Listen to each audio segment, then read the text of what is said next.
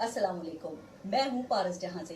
दिल चाह रहा है कि आज किसी तमहीद के बगैर, अल्फाज को इधर उधर घुमाए बगैर, लोग क्या सोचेंगे, लोग क्या कहेंगे, कि सोचे बगैर सीधी सादी बात की जाए। और सीधी सादी बात यह है कि कई दिनों से हम दो इंतहाओं में घिरे हुए हैं। सोशल मीडिया और टीवी स्क्रीन पर एक बोझाल आया हुआ है। हर जानिब एक ही बात, औरत मार्च, औरत मार्च, औरत मार्च।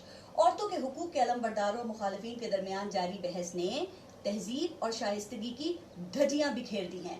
हमारे पूरे माशरे की अखलाकियात की कलई खोल कर रखती है। मैं औरतों के हुकूक की भरपूर हामी हूँ। दिल से चाहती हूँ कि हमारे मुल्क में, मुआशरे में खवातीन को वो तमाम जायज हुकूक मिले और दिए जाएं जो शरीयत, कुरान और आका दो जहां मोहम्मद सल्लल्लाहु अलैहि वसल्लम और इस्लाम सदियों पहले दे चुका है। लेकिन यहाँ पर तो बात हो रही है मेरा जिस्म मेरी मर्जी। ये चादर और चार दीवारी, गली सड़ी लाश को मुबारक, रोटी गरम या बिस्तर गरम जैसे वाहियात और बेहुदा नारों की। क्या इन नारों को लिबरलिज्म कहा जा सकता है? क्या ये नारे प्रोग्रेसिव कहे जा सकते हैं? या मैं इनको इस्लाम के पैगाम से मुतसादिम समझूं, अल्लाह के हुक्म से बगावत समझूं? कुरान मजीद एक मुकम्मल ज़ाब्ते हयात है और हयात तैयबा सल्लल्लाहु अलैहि वसल्लम इसका मुंह बोलता सबूत।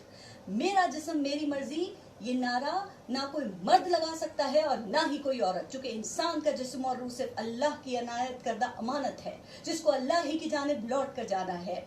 मुझे ये भी यकीन है कि मेरी ये बातें सुनकर ना कुछ लोग कहेंगे कि अरे आप तो टीवी पर आती हैं, हम तो आपको अच्छा खासा मॉडर्न समझते थे, मगर आप तो अंदर से मौलवी निकली। कहा जाएगा कि मैं औरतों की आज़ादी के खिलाफ हूँ।